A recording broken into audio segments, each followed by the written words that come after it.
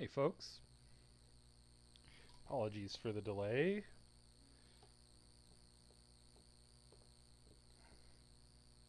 We'll get started in just a second here.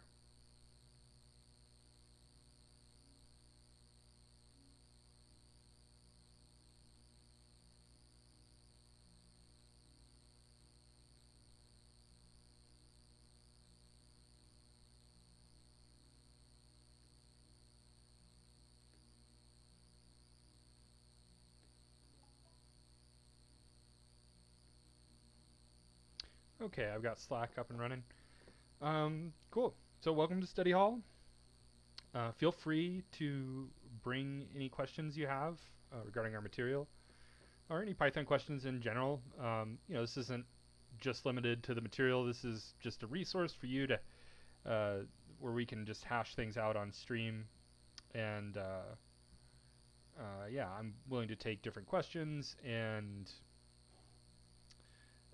just go through any Python concept that you'd like to cover. So if your question is in regards to something on Learn or just in the internet in general, provide a link for that so I can go actually read the copy and explore the concept more accurately for you. Also feel free to just paste in a link to a challenge if you want me to solve it, if you want me to take it on stream, and I'll be happy to do that.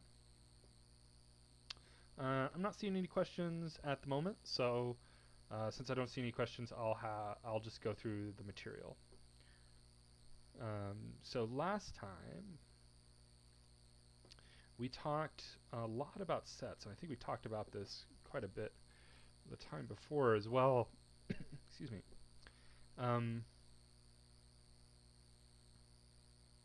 So let's see. Let's talk about sets. Let's finish talking about sets, because I think I've gone over this pretty thoroughly at this point. But just to recap, in terms of, I'll do the little overview here. Sets are one of our types. So that's where they fit into everything. They're a type they're a collection type somewhat vaguely similar to lists and dictionaries and tuples and strings, which are also other collection types. They kind of stand alone. They're sort of an outlier amongst the rest of the types in terms of the kinds of tasks that they're well suited for. A list and a tuple and a dictionary have a lot of overlap. There's a ton of scenarios where, depending on how you want to structure your solution, you could use a list or a tuple or a dictionary, and it, more or less wouldn't really make that much of a difference. It just depends on how you want to model your data and how you want to work with it. Sets don't tend to be useful in the same areas that those are. They don't tend to be useful for, let's say, most of the same problems. But they have some special abilities. Basically, they have some methods that are really useful to us, which are the three big ones are union, intersection, and difference.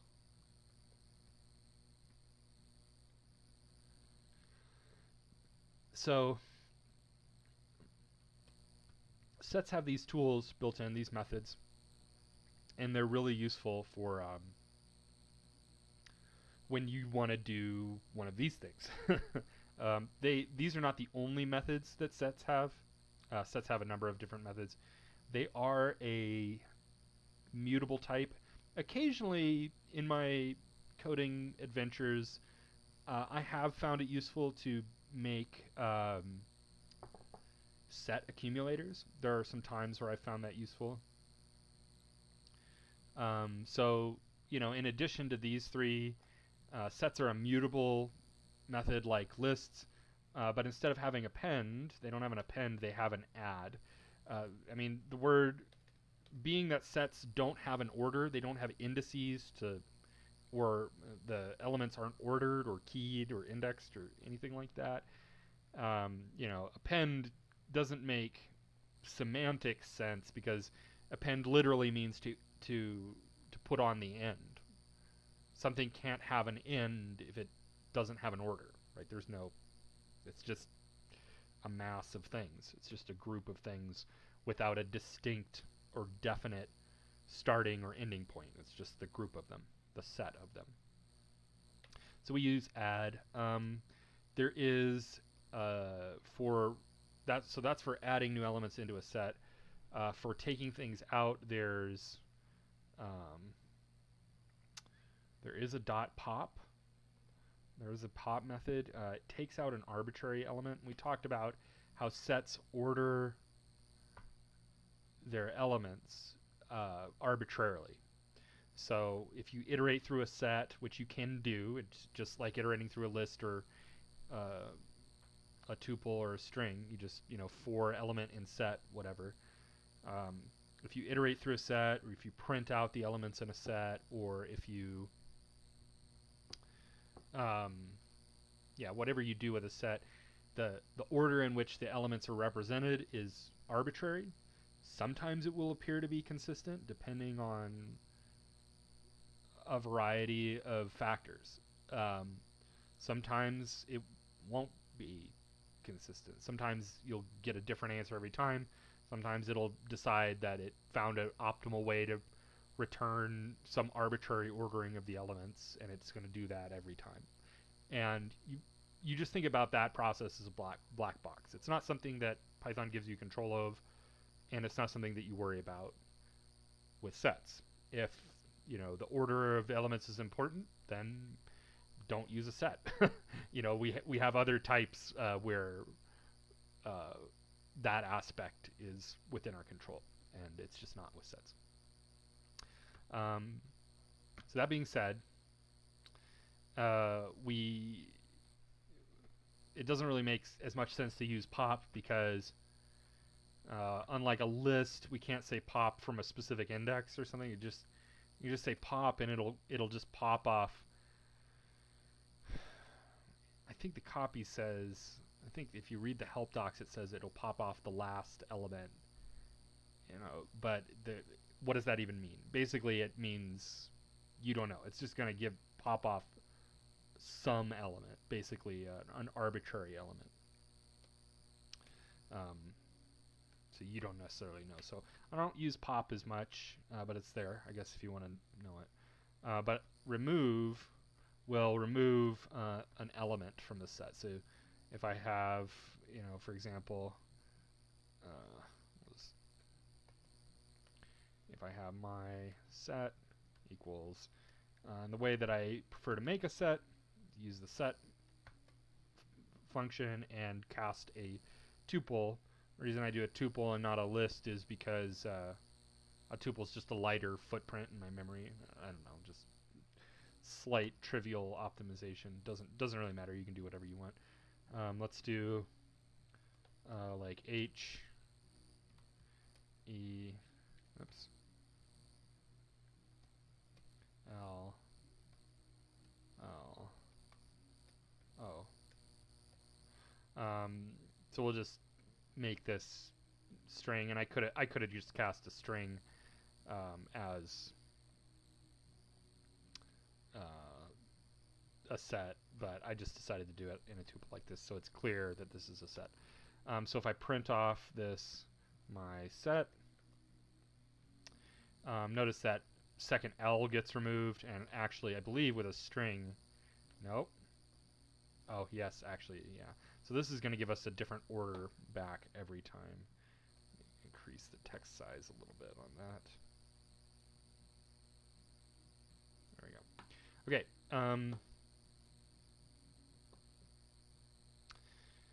So if I wanted to remove something, I have to know the element. I have to be aware that that element exists in the set. So I could do my set dot remove.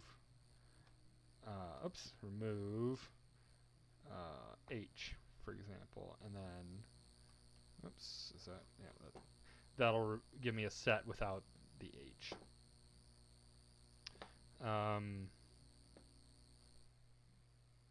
Let's see if I try to remove 7, and 7's not part of the set. This is going to give us, it's kind of funny, it's like a dictionary. It says a key error, because elements in a set are kind of a lot like dictionary keys. It's a whole other can of worms getting into that, but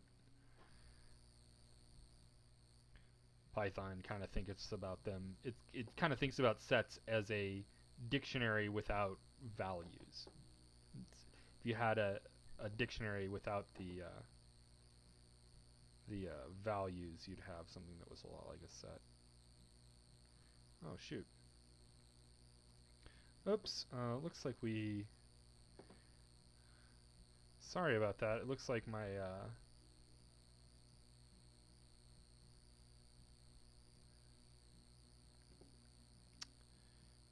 my text editor got changed. I had a different editor open, so. Anyways, this is the proper editor. Okay, cool. So yeah, there's that key error. If I try to remove something that's not in the set, you can just see it's going to give me a key error.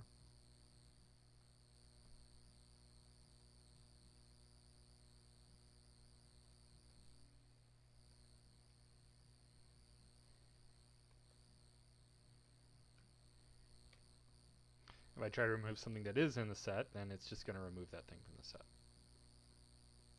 So those are probably, these are my top 5 set methods to learn union, intersection, and difference. Add, remove for accumulation and just kind of general manipulation of the set itself. Union will give you the union of 2 sets. Intersection will give you the intersection of 2 sets, and difference will give you the difference of 2 sets. With union and intersection, it doesn't matter if you do union set A dot union set B or set B dot union set A. So the order of the sets doesn't matter for union and intersection. It does matter for difference. Union gives us basically a set that contains all of the elements from set 1 and all of the elements from set 2 from both sets. Intersection gives us only the elements that are in common between the 2 sets. And then difference is sort of the opposite of intersection. It says, what are all the elements that are in one set that are unique to that set and not in another set? So you get a different answer depending on which direction you go with that. So it's kind of funny that intersection, the order doesn't matter with intersection. Difference is the opposite of intersection, but order does matter. It's kind of like addition and subtraction, right? 3 plus 5 and 5 plus 3 are the same, but 5 minus 3 and 3 minus 5 are different. They give you different answers. Cool. Okay, so this is covering difference. I have talked about this on recent streams, so I won't go into it again. I mean, just gave it another overview of it, so I won't dive into it. We won't look at too many examples. We'll just go through these and try to get moving on. Okay. So let's see. This is going to say, let's see. Whoops. Hey. What? Sorry. Okay, so given these 2 sets A and B, which of the below options will result in true being output to the console?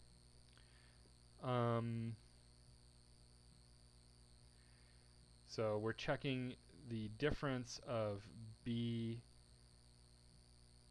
to B with the union of B. If that's equal to the difference of B to A with the union of A. Oof. I don't know. I'm not quite sure about that. The difference of A to B union B. Let's see. That's the same. Not equal. the difference of, I'm going to kind of lean towards this one. This one I got to really think about, actually. B union A dot difference A. I think that's just going to be like B dot difference A. B dot difference A. Ah, yeah. So I think that is the same. Because if we take the union of A and B, it's everything that's in both. And then if we get the difference of that union with A, that's like saying just the elements that are in B and not A. Because since the union contains all the elements that are in A, it doesn't matter if we add those to the union and check the difference against A, because it's just like saying the union or the difference between B dot difference A. I feel like I explained that really badly. Also, I was wrong. Cool. Cool. God, I don't know why that makes sense to me. All right. Oh, no, it says not equals. It says not equals. That would be true, except it says not equals. Dang it. I got tricked by the freaking operator. All right. That's fair. All right. A dot intersection A, which is everything in A. So A dot difference B. This is everything that A has in common with itself, which is itself. So A dot intersection A is A. So this is A dot difference B. Everything that's in A that's not in B equals B dot intersection B. So this is equal to everything that's in B dot difference A. So we can just ignore the intersection parts in this last one. I do not think that that's gonna be the same. So I'm gonna go with my hunch up here. Oh, that's still not it. Okay. Okay, it was the first one. All right, I just guessed my way to that one. Wow. Okay.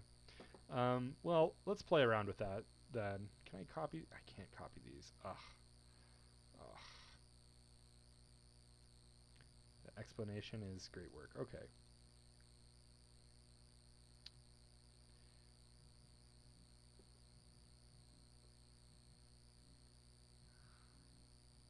Okay, cool.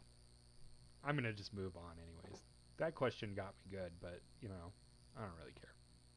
We're going to move on anyways.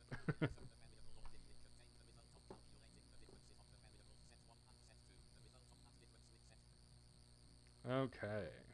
1 second. A little systems check here.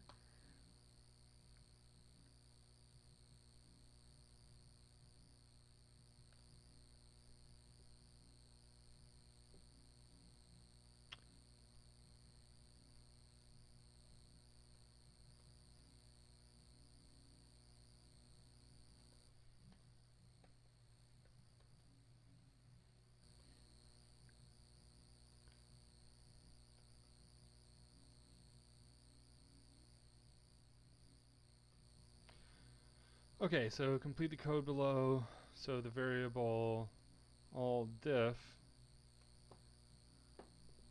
will contain the result of calculating the difference of set 1, set 2, and the result of that difference with set 3. Okay. So we'll say all diff equals, now when we're doing difference,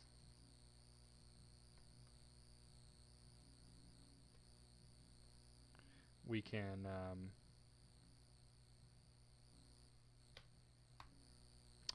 just use the subtraction operator. So set 1 minus set 2 minus set 3. And I'm just going to control my order of operations with parentheses. I believe they are not necessary, but I don't really care. I'm just going to do it anyways.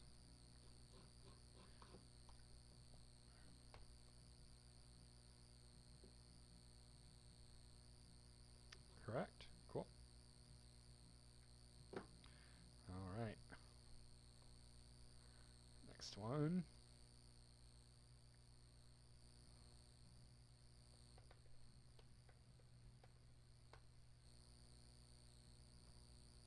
Alright, so write a function called setDifference that takes 3 arguments called set1, set2, and possible diff. Okay.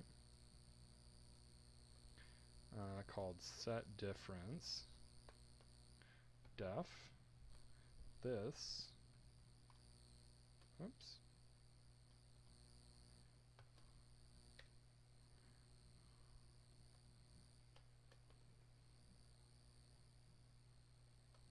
And we'll make a little test here.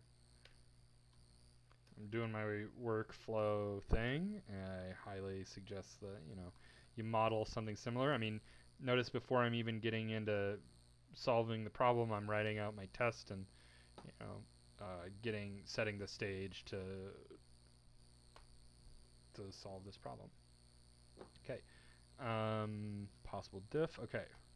So this function should calculate the difference of set1, set2, and then check the differences. Oh, wait, is that? Oh, gosh, I see.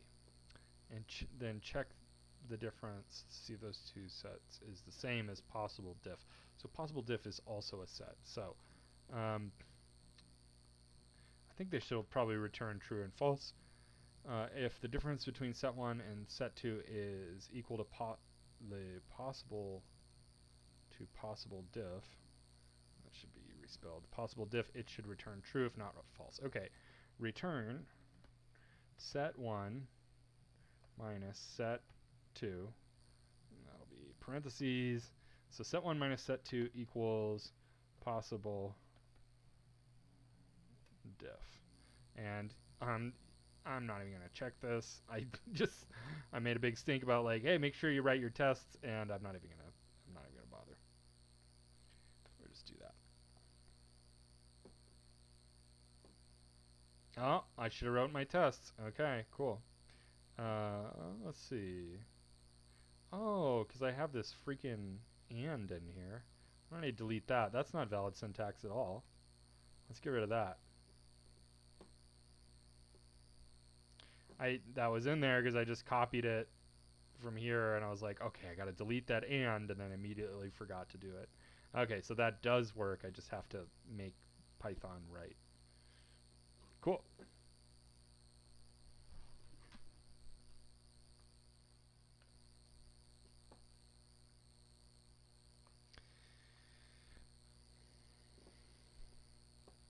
All right, set accumulators.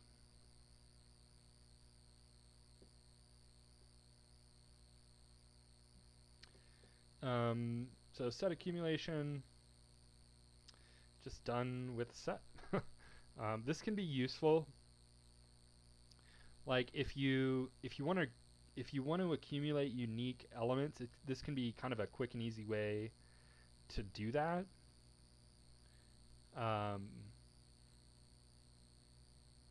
Yeah, and there's times like where, say you have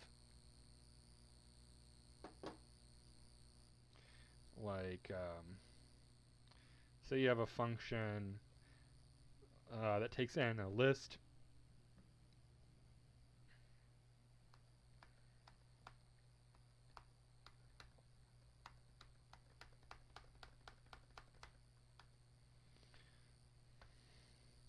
We've got a whole bunch of 4s in here. Way too many 4s. Okay.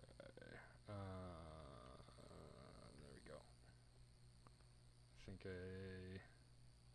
still did something wrong. Let's just make sure here real quick.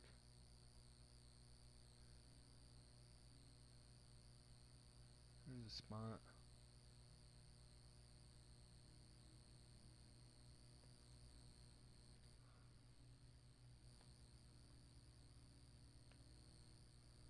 Okay. So I've got a bunch, and this won't even really matter on a list this small. I mean, it's a little bit big for just an example list, but imagine that you have a lot of redundant information in some data set that you just don't care about.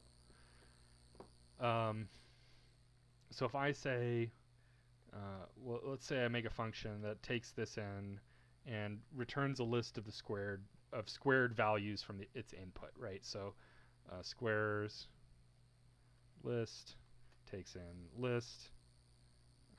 We'll do this. We'll say my list. Okay. Ugh, I hate it when it wraps around to the next line. Okay, there we go.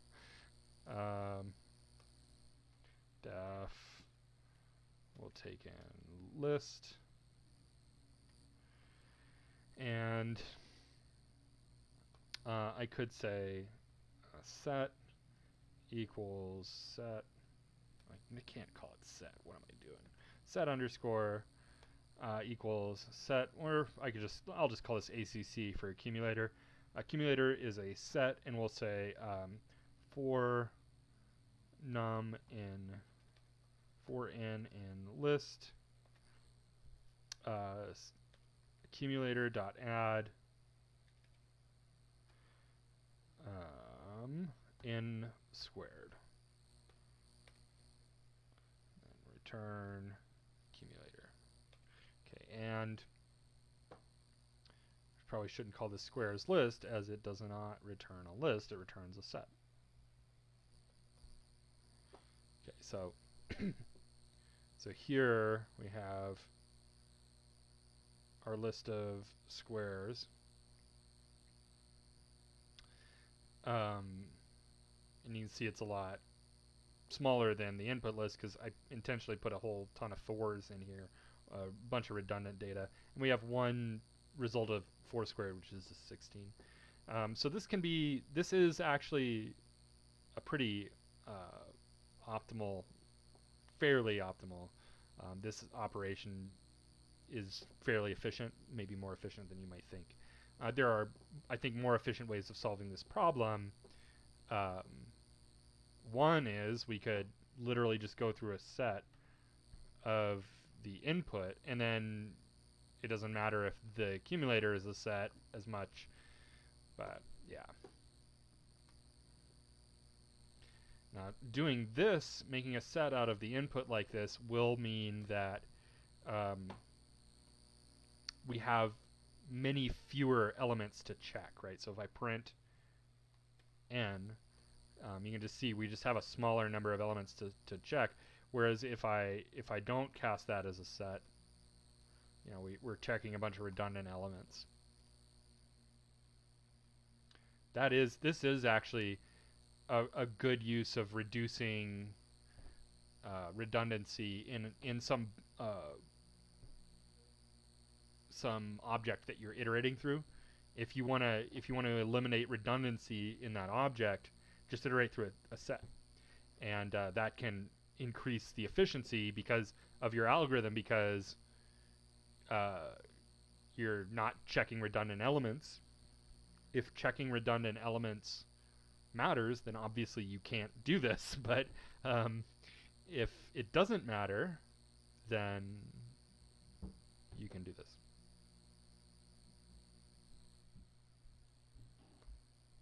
Okay, was I just giving an example here? I was like, am I solving a problem? What am I doing? We got a question, can you do comprehensions with a set accumulator? Yeah, there are such things as set comprehensions. I believe there are. I may be incorrect about. Let's see if I can turn this into a comprehension. So let's see if I can do this with curly brackets. This is a little confusing. I know people will want to see it that way, but I don't know. I like to use curly brackets exclusively for dictionaries. It's just what I like to do.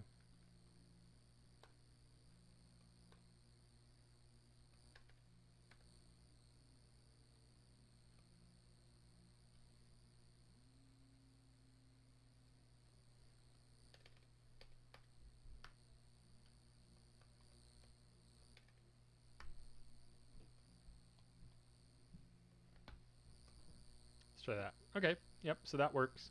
So this is just, notice we get curly brackets on the output, just like that. I wonder if we can do it like this. Oh, okay, so we can do it like this as well. This looks a little funny to me because it doesn't have like anything around it other than the parentheses for the set function, but evidently this works. So I would suggest doing it like this. Just again, don't use curly brackets for sets. Not because it won't work. In this situation, it will work fine. For me, it's a consistency issue. It is a stylistic choice. You can do whatever you want, really. This is absolutely a stylistic choice. But I would say, for the sake of my argument for my stylistic choice to use the set function rather than the curly brackets is that I like to use things in as consistent of a way as possible. So when I see curly brackets, I want it to be easy for me to assume that that's a dictionary in my own code, right? In somebody else's code, I'm not going to make that assumption because I don't necessarily know their own stylistic choices or their own how consistent they are with that. So I might not make that assumption, but with my own code, I like to have the ability to make sort of easy, consistent assumptions about the code that I see. So when I see curly brackets, I'm like, okay, I wrote this, that's a dictionary. If I see the set function, then I know it's a set.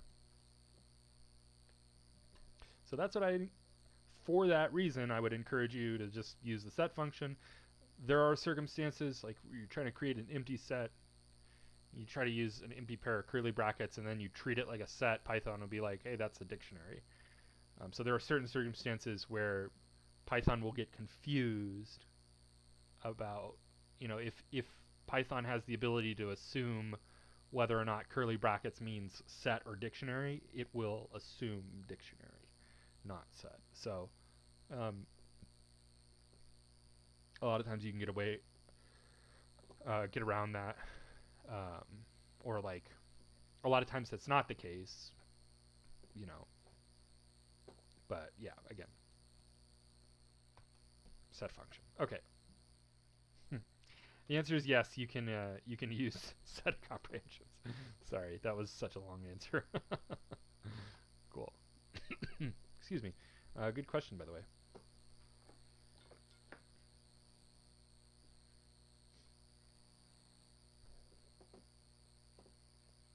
Okay.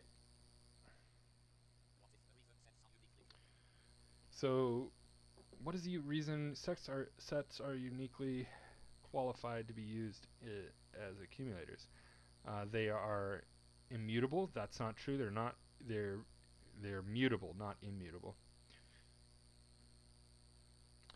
They cannot have repeated items, so they can only connect unique elements. This is a really useful aspect of sets as accumulators.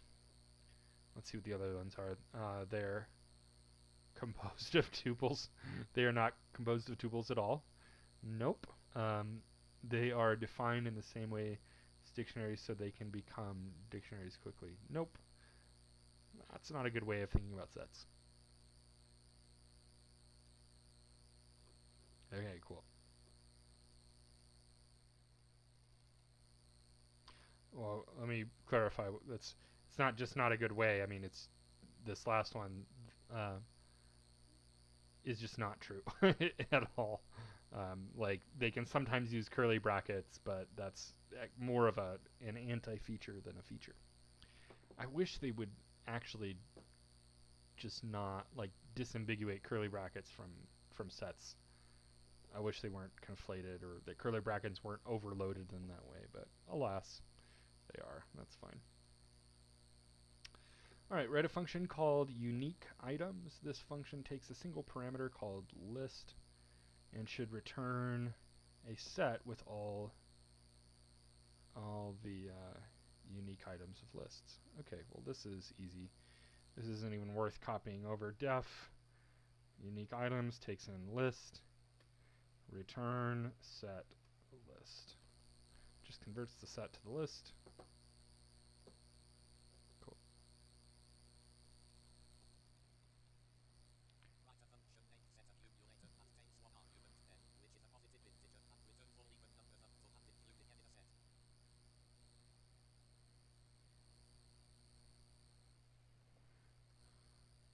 Okay. So, write a function named setAccumulator that takes one argument in, which is a positive integer and returns all even numbers up to and including in a set. Okay. So return. I'm just going to do this set of. I'm going to cast a range as a set, which is a thing you can do, and we'll just start at 2 to n plus 1. Let's see if that works. I don't know, there might be some something went wrong. Okay, that's okay.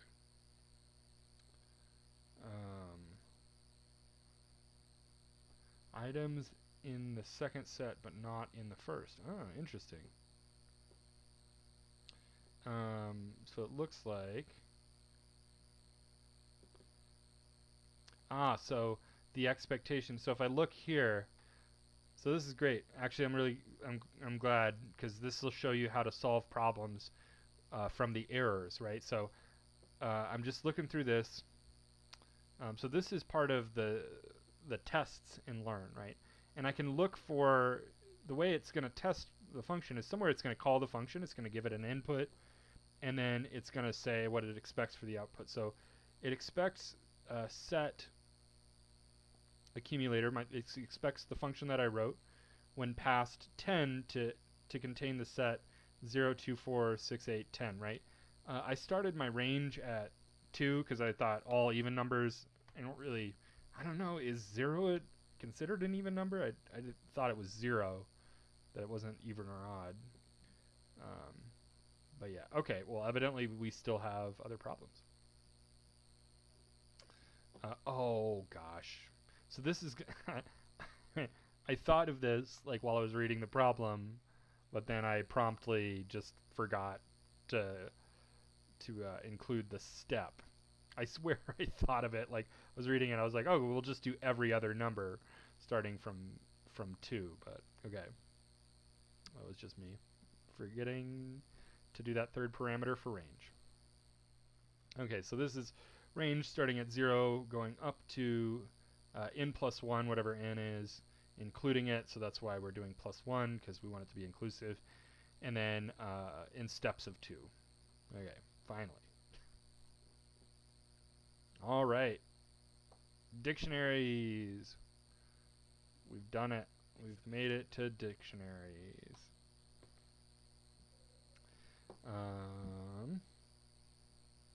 Let's see. See if there's anything interesting in here. So dictionaries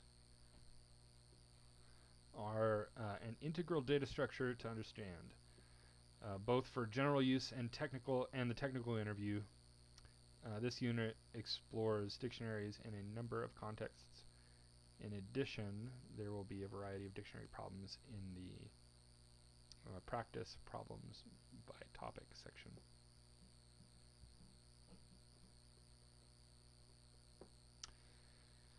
All right. So yeah, dictionaries are great. They're a very important type. They are central to understand. They will be on the technical interview. And they're just good to know. They're very, very useful type. So I was talking about sets as being different from being sort of the furthest outlier of the other types.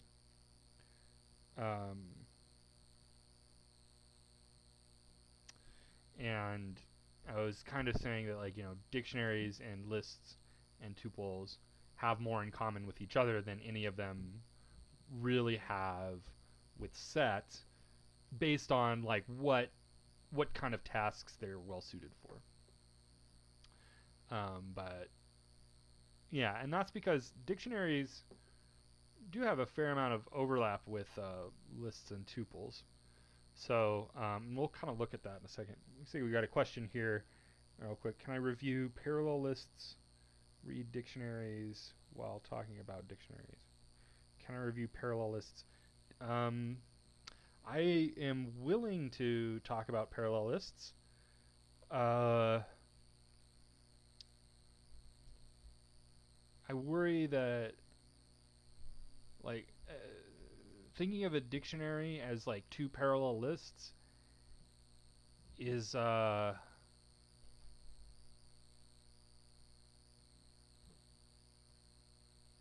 little bit.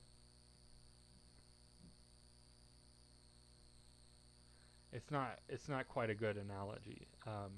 If that's what you're getting at, that's okay if that's what you're getting at. But like, I wouldn't want to frame dictionaries as being like it's like two lists that are kind of bound to each other. There's something of an analogy there. It's not entirely wrong, but it's not. It's not quite. It's not close to the whole story. I'll give an example. Well, I'll give an example of parallel lists real quick, and then I'll juxtapose that against dictionaries and talk about why they're different. Let's just do this like names, ages.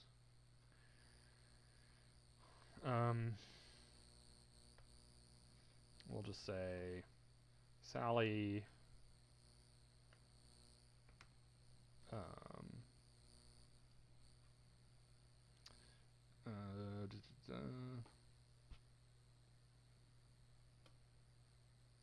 Joe,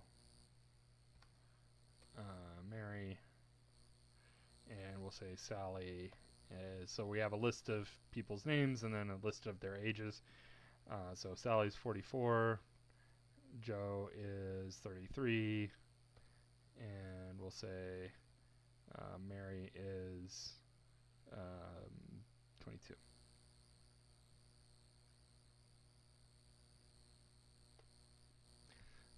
So if I want to iterate through these lists in parallel, my favorite thing to do is to use the zip function. So I'll say for name. So notice names is plural and name is singular. And then I'm going to say age, singular, age. In zip, names, ages. So zip just makes parallel list problems just super easy, right? And then I can just print, I'll use an F string. I'll say print name is age years old. Sally's 44 years old. Joe's 33 years old. Mary's 22 years old. Okay.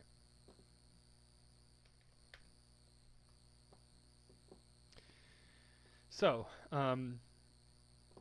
parallel lists are where you have, I know this is obvious, but I'm going to state it just for the sake of clarity. And then,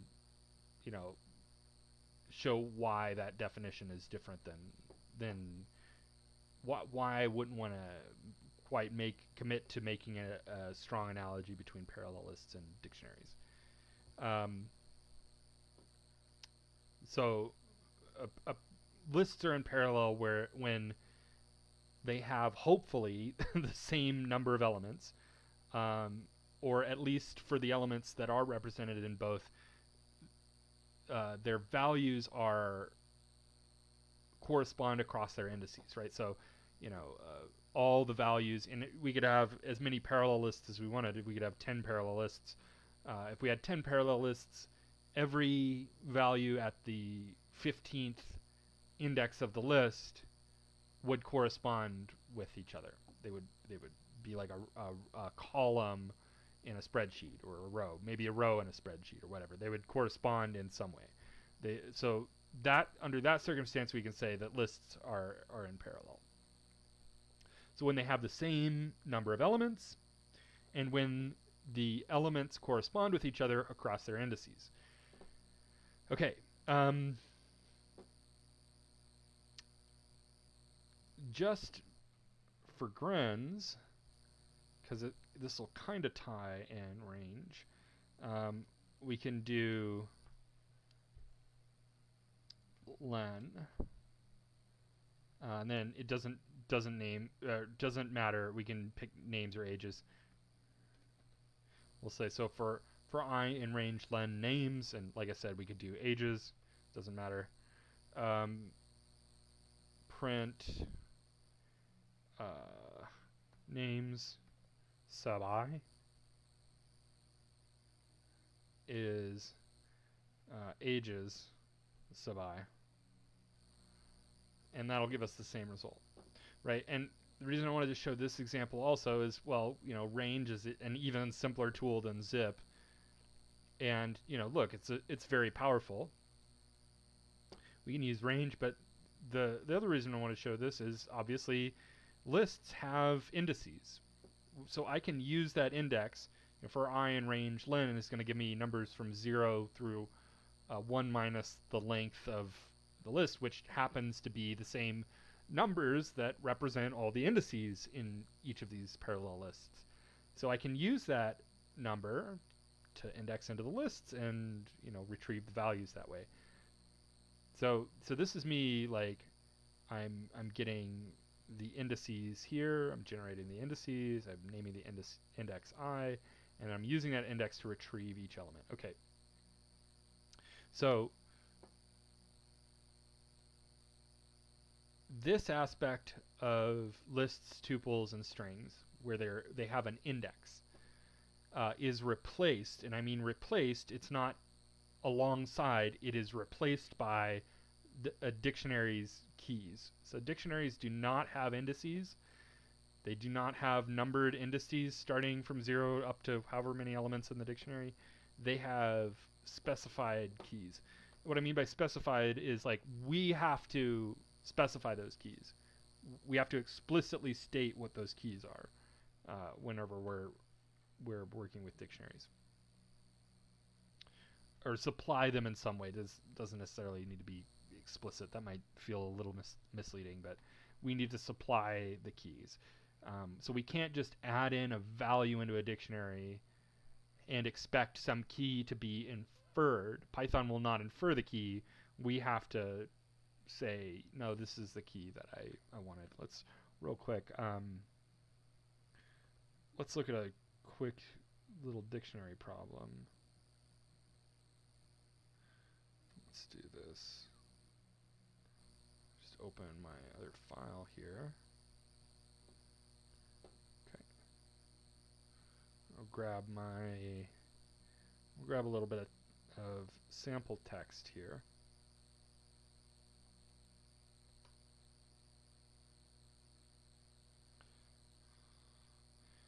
I'll play around with this a little bit.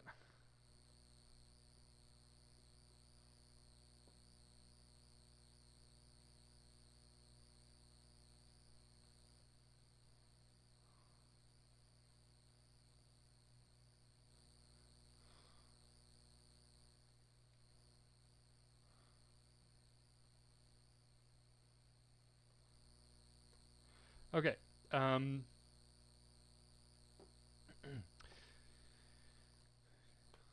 So here's a fun little function that I like to do. We'll call this word frequency dict.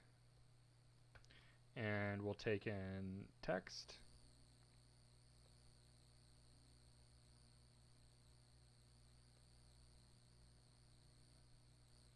And I'll say def. And then I'll just call this txt. Def word frequency dict takes in text. This is going to be a dictionary accumulator. I'm going to have a dictionary like this, and we'll say for word in text.split. That'll split on white space, which will give me an instance of every word. We'll just prove that. We'll print word really quick, and we'll just return D. Okay, and that'll show me every word in this little section. Oops. There it is. So whose, woods, these are, I think I know, etc. Right? And then, so what I want to do here, and I usually do this every time I make like a dictionary, a function that returns a dictionary. Dictionaries are complex enough that I want to keep track of the different parts. I think there's the most moving parts in a dictionary for any type that we've covered to this point. So they're the most complicated up till this point, right? So I want to just kind of make a little schematic of how they work. So I'll say the keys are going to be strings, which are going to be the words from the text.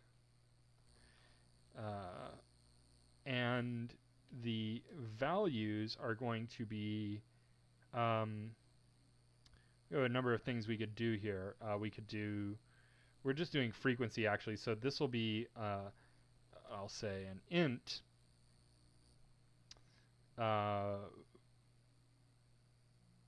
which is the number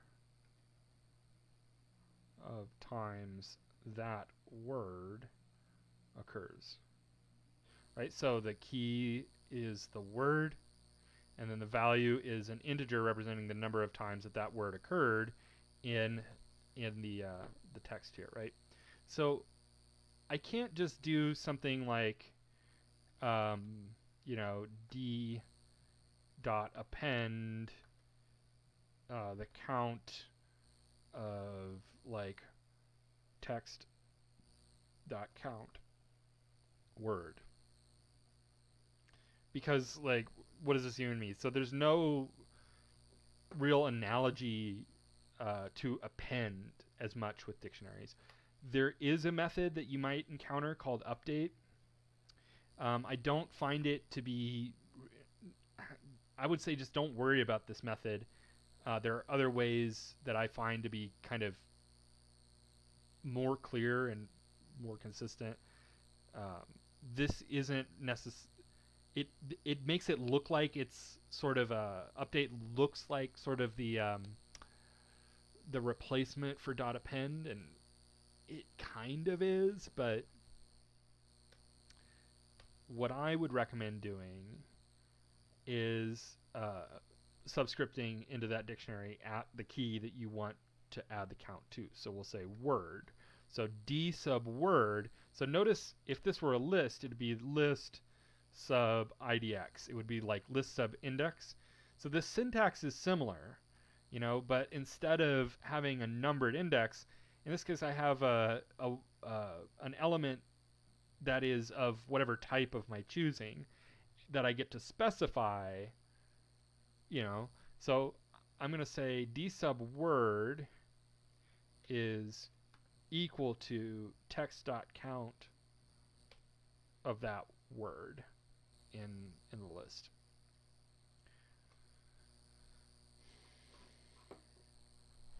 So this looks different than an append, right? Because we have this word, we're saying d sub some key name, and then we're assigning to that key name. But this is, even though it looks different than an append, it's like this is more the replacement to append. I think this is the one I prefer to use, and it's the one I prefer to teach as well. So this gives me a dictionary where we have the words as the keys and the number of occurrences as the values.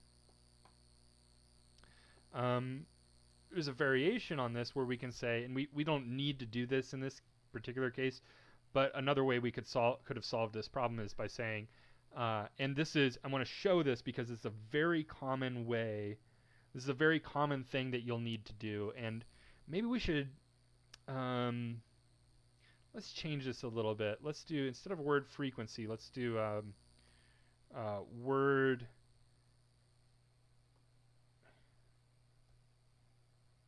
or I'll do this, ID word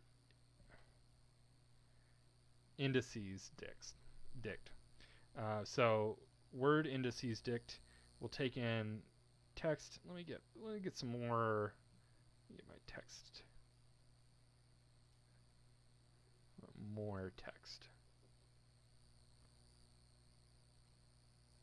Oops. Okay. See if it's just click and use my computer in a really basic way here. Okay, and I'm just gonna dot lower this because I don't want to worry about capitals. I'm just gonna do it like this. This also has no punctuation in it. That's why I have two versions of that string. One has punctuation, one doesn't. So this is just pretty cleaned, sanitized text already, all ready to go for me.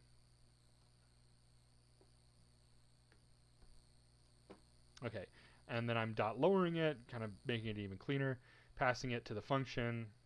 So this is a really common thing that this is a common pattern. So instead of word frequency, let's change our schema here a little bit and say this will be a list of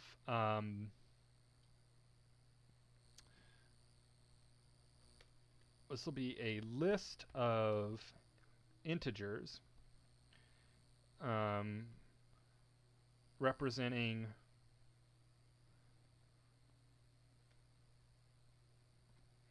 the indices, the indexes from the word list. Okay. So like which word, the index that word would be if this were a list of words. Okay. So in order to get that index, I'm going to need to enumerate. And we'll say IDX. Cool. And so now I have a bit of a dilemma because my dictionary has to look different now, right? So it might. Let's see if I can.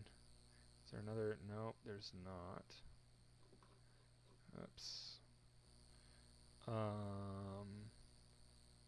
Is there another? I'm just trying to find a duplicate word that has, I guess, I. That's kind of a bummer one.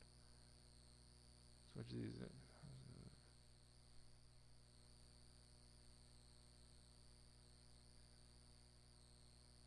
Oh, woods, doy. So there's 4 woods in here, right? So an example of this would be, an example because I'm not going to do every word. I'm just going to say woods. The entry for woods will look like this. Oh, it's not the number, it's the actual placement, but I don't want to go through and like find the index of all those. But it'll be something like that's at index 1, and we'll just call this index 15, and this index 30, and this index 50. So 1, 15, 30, 50. I'm making these numbers up, obviously. I don't know what indices those are going to be at. I could count the words, but I'm not going to do that.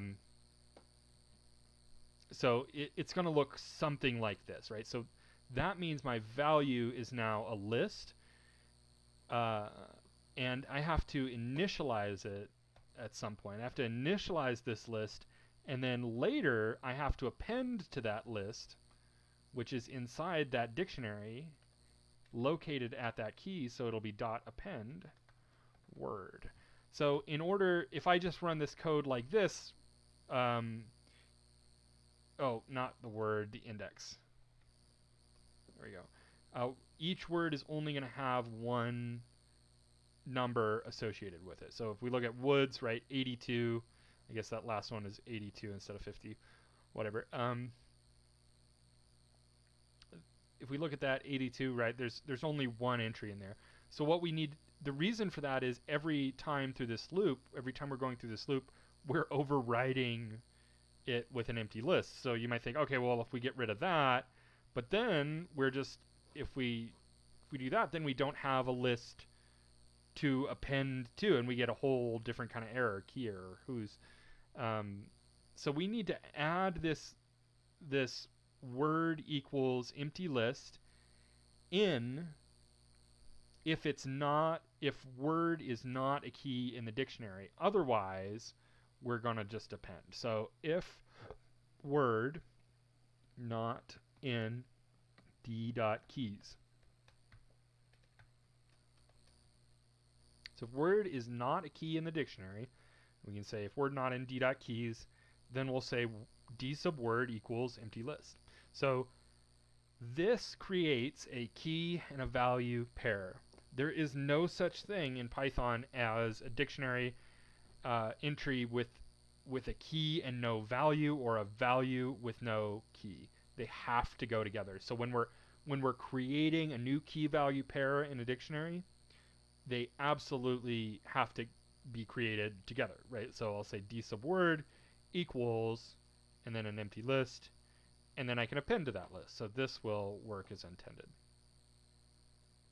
So sleep, there we go. Let's see what it was for Woods. 1, 25, 45, and 82.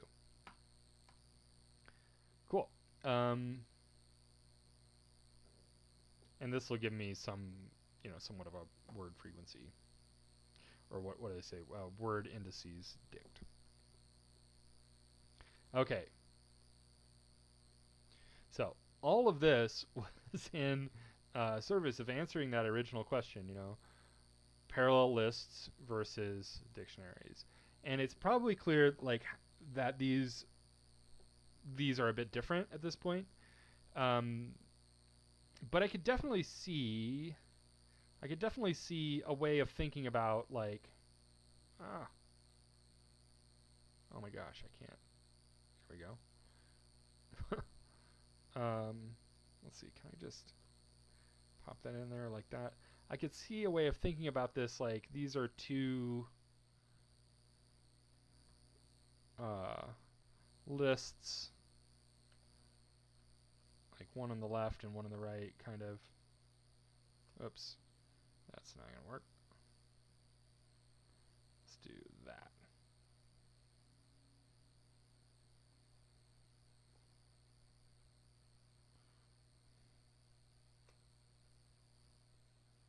Okay, there we go.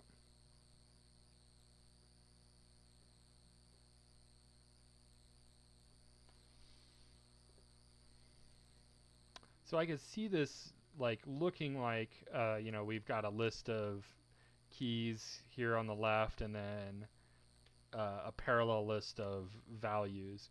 And that's not entirely inaccurate. It's just not really the whole story. So I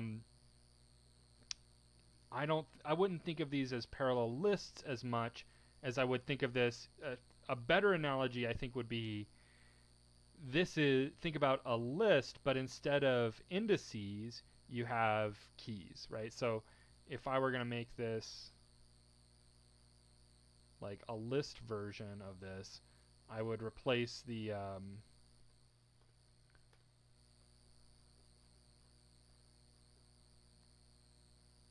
let's do this. This is going to be, I'm not going to be able to actually finish this, but we'll kind of just make the point anyways. Oh, there's a double entry there. Oops. Come back down. Okay. So I would just do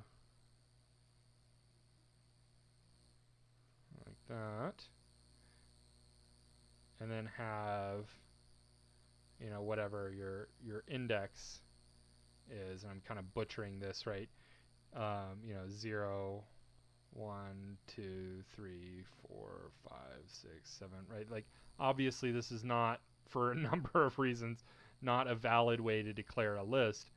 This actually would be a valid way to declare a dictionary. You can have integers, numbers, as keys in your dictionary, but this is more just an analogy for a way to think about a dictionary. The keys are something that we have to supply explicitly, but they oh,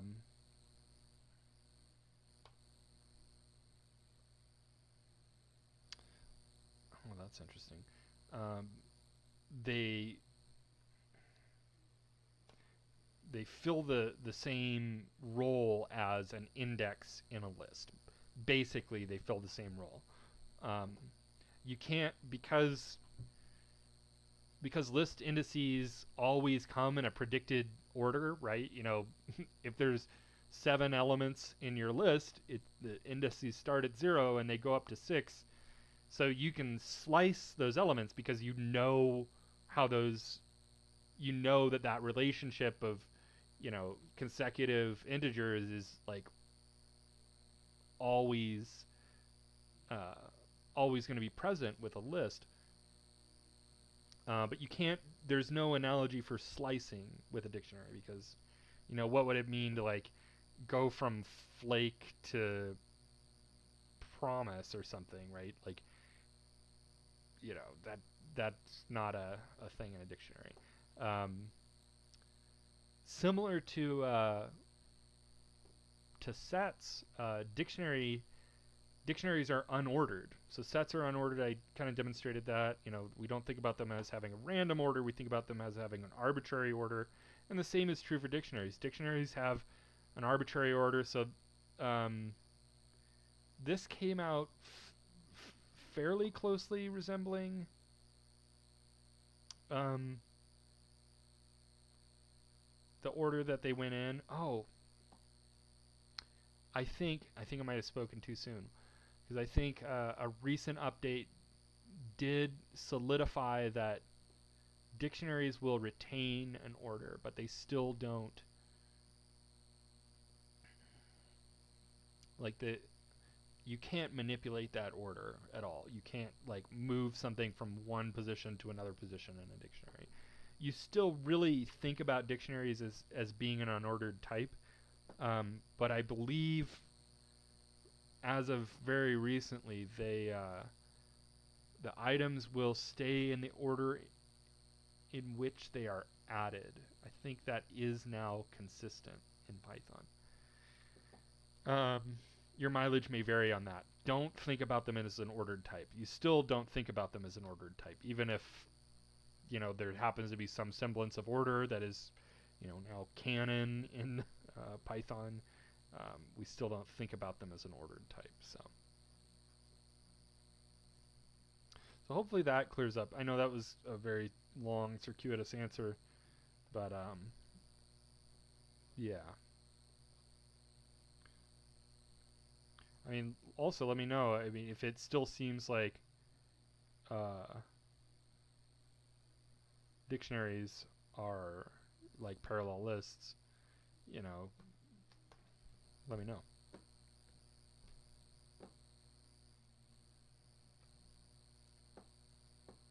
Cool. All right, let's kind of dive into this a little bit. So, dictionaries are data structures composed of key-value pairs. The key must be an immutable type. So, int, float, string, tuple, could be none, I guess. Keys must be unique, right? So dictionaries are unordered like sets, and their keys are unique elements, which sets contain only unique elements. So there are some similarities to dictionary keys and sets, and this is why sometimes we describe sets as like a dictionary without values.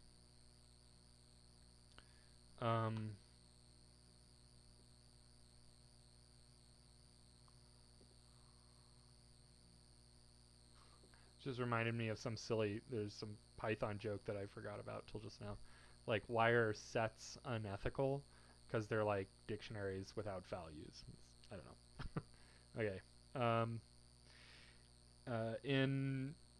Okay, let's see. So keys must be unique in that only one occurrence of a given key must exist in a dictionary. So we can't have multiples of the same key. And I mean, if you think about it, you know, if you look at the way that I was treating these keys, I was adding them.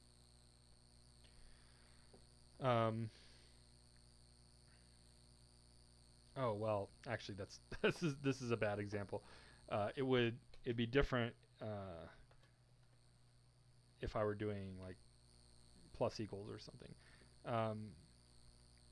But we need to be able to like create keys and reassign values to keys, and we can absolutely like reassign a key's value, just like a variable.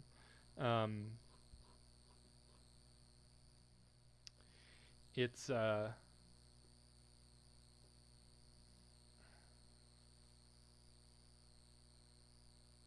yeah, so I guess without getting too much into the nitty gritty, it's important that keys be able to be reassigned.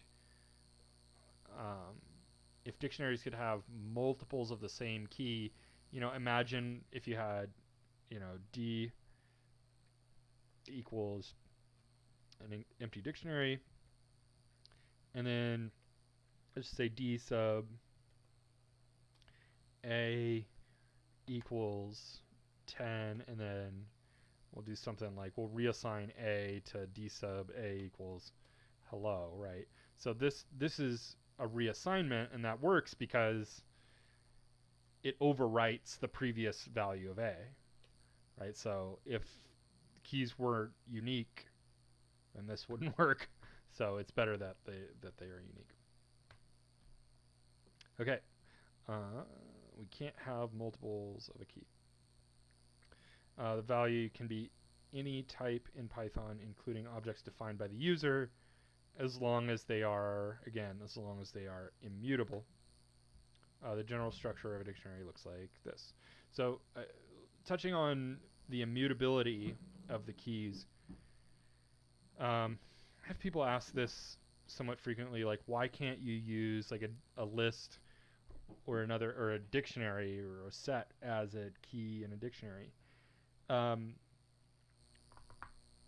dictionary keys undergo a process called hashing.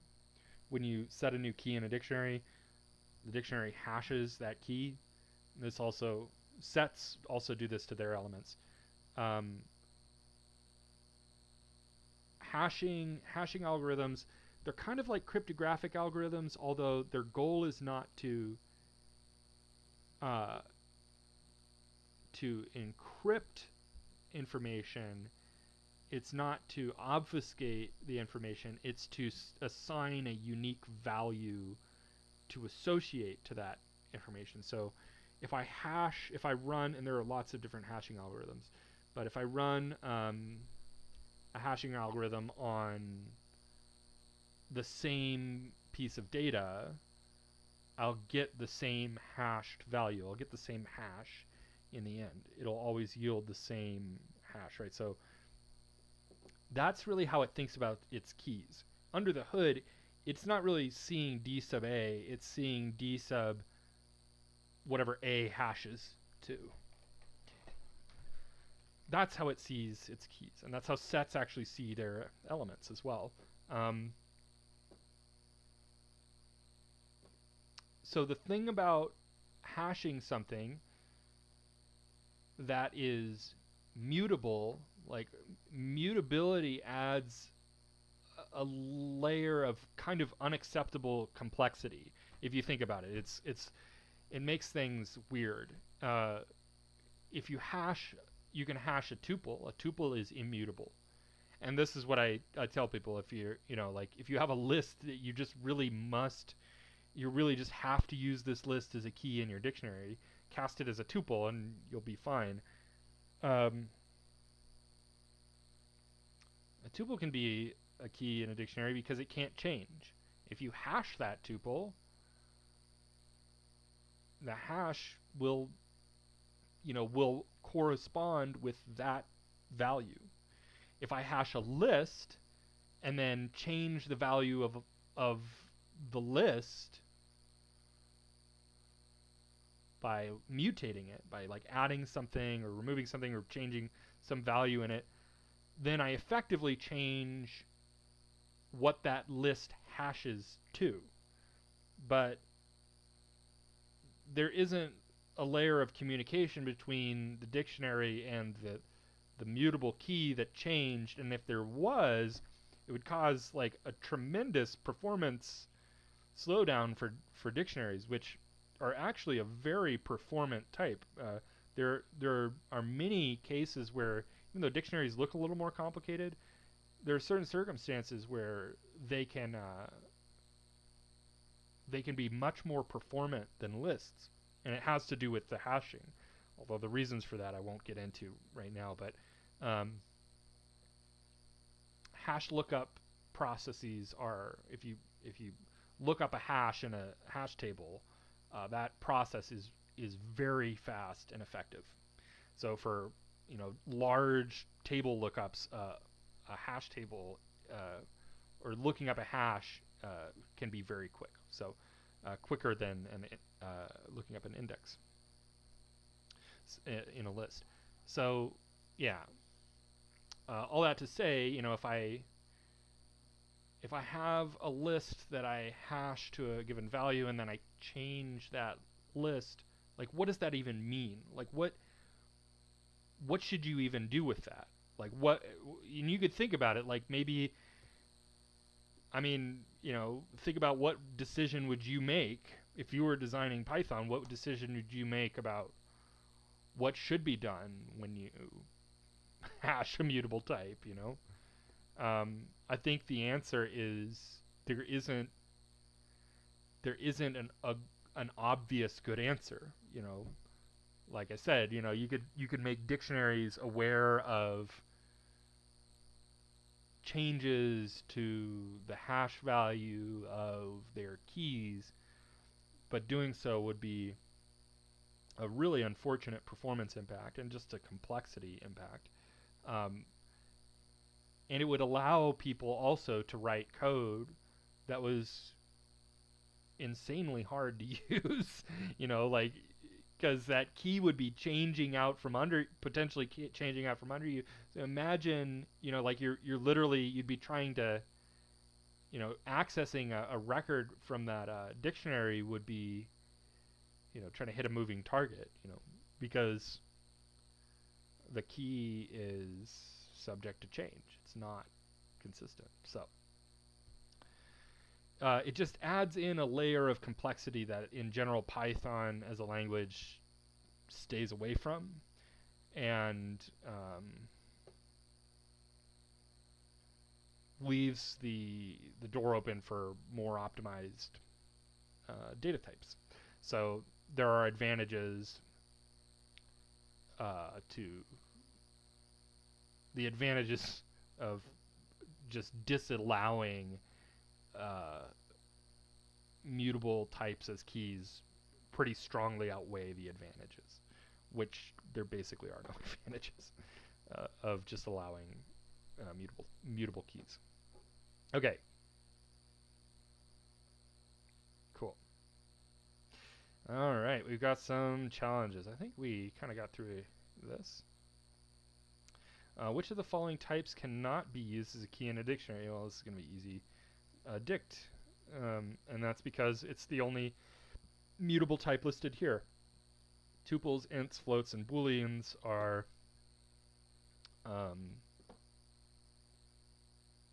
what do you call it? Immutable. So dictionaries are mutable, so we can't use those as keys.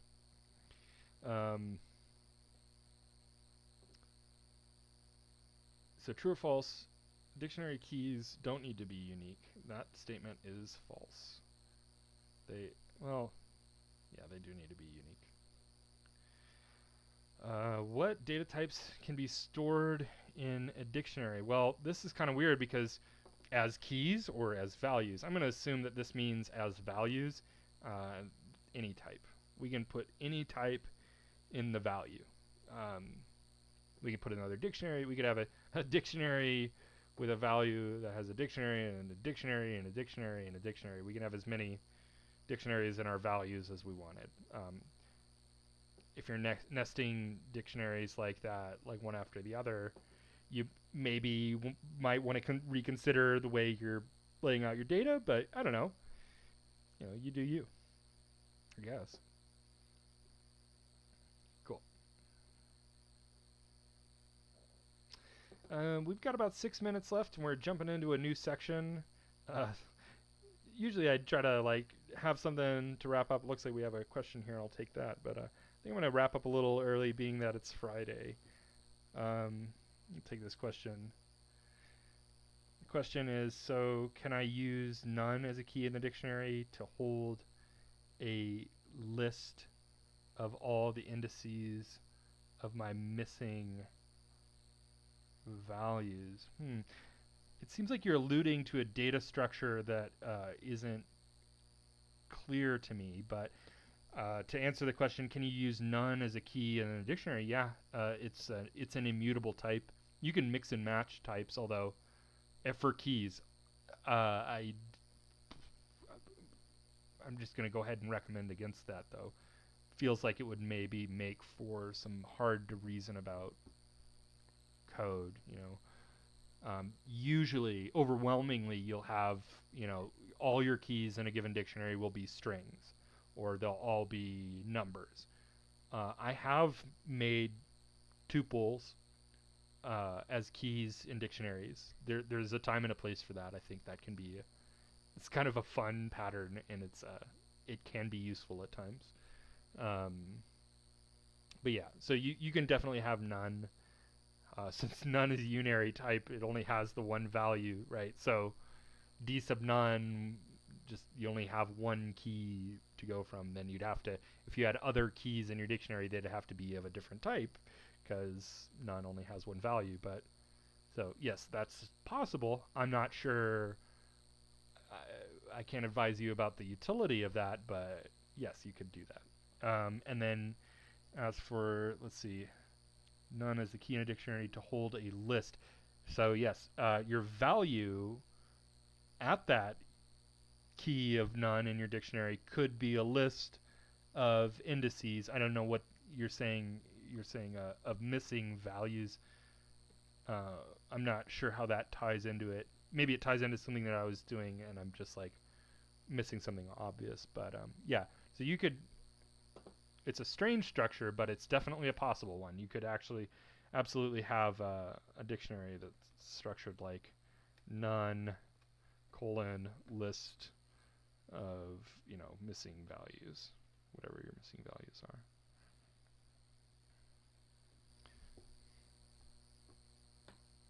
Cool.